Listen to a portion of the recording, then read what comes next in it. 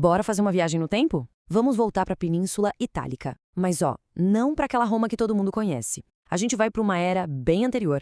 Uma Itália cheia de vozes diferentes, de muitas culturas e, o mais importante, cheia de línguas que a história acabou esquecendo. Pois é, essa é a grande pergunta, né? Quando a gente pensa em Roma antiga, o que vem na cabeça? Latim, claro. Só que a verdade é que por muito, muito tempo, o latim era só mais uma língua ali, no meio de várias outras. Existia todo um universo linguístico que, nossa, foi quase que completamente apagado.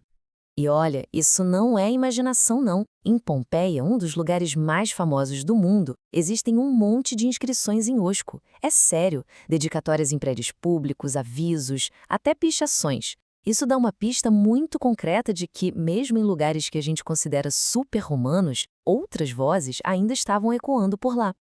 E essas vozes todas pertenciam a uma família de línguas bem grande e influente. São as chamadas línguas osco-úmbricas ou sabélicas. Elas representam um capítulo da história italiana que ficou meio esquecido. Então, o ponto principal é o seguinte. A gente está falando de um grupo de línguas irmãs, sabe? Todas parentes entre si, que dominaram uma boa parte da Itália por séculos. Elas floresceram e se desenvolveram ali, lado a lado com o latim, antes de sumirem do mapa.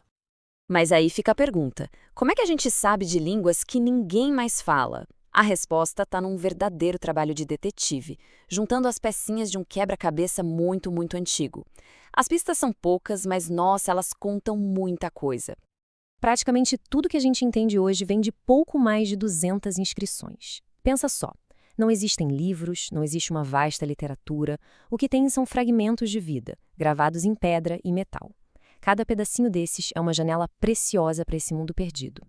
E no meio dessas pistas tem uma que é uma verdadeira joia, pelo menos para uma dessas línguas, o úmbrico. São as tábuas eugubinas. É um conjunto de 7 placas de bronze que funcionam como se fosse a nossa pedra de Roseta, sabe? Elas nos deram um conhecimento super detalhado sobre o úmbrico que a gente simplesmente não tem para as outras línguas da família. E claro, essas línguas não existiam no vácuo, né? Eram faladas por povos muito poderosos e bem organizados. Então, vamos conhecer um pouco mais sobre as pessoas por trás dessas inscrições e ver como a história delas se cruza com a de Roma. Os principais falantes do osco, que era a língua mais popular desse grupo, eram os samnitas. E olha, eles não eram uma tribuzinha qualquer, não. Era uma confederação de tribos guerreiras que controlavam uma área enorme do centro e do sul da Itália. E eles desafiaram de frente o poder crescente de Roma. E essa linha do tempo aqui mostra muito bem o tamanho desse conflito. As guerras samnitas não foram uma batalha só, foram uma série de confrontos bem brutais que duraram quase um século.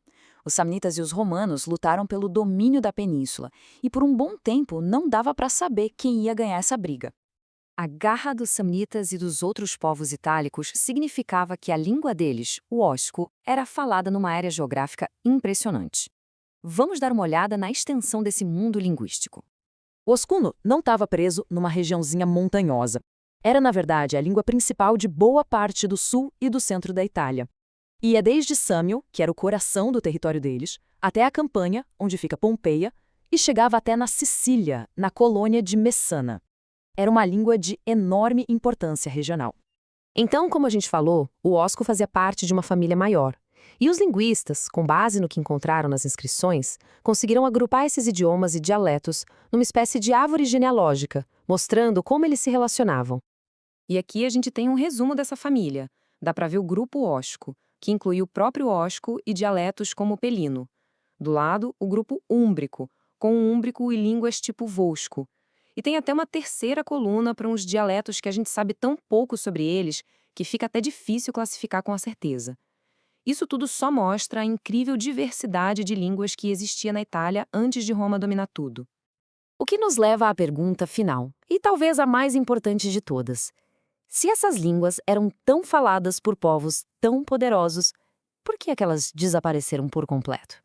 A resposta em uma única palavra é romanização. A derrota militar dos samnitas e de outros povos itálicos foi o começo do fim. Porque com o controle político veio também o controle cultural e o linguístico. O latim se tornou a língua da administração, do comércio, do poder, e aí ao longo das gerações as línguas locais, incluindo o osco e o úmbrico, foram aos poucos sendo abandonadas até serem esquecidas. E isso nos deixa com uma reflexão bem provocadora. A história poderia ter sido muito, mas muito diferente. Se o resultado daquelas guerras de quase um século tivesse sido outro, talvez as línguas que a gente conhece hoje, português, espanhol, francês, o próprio italiano, não tivessem vindo do latim, mas sim de seu antigo rival, o osco. É fascinante pensar como as batalhas do passado moldaram as palavras que usamos hoje em dia.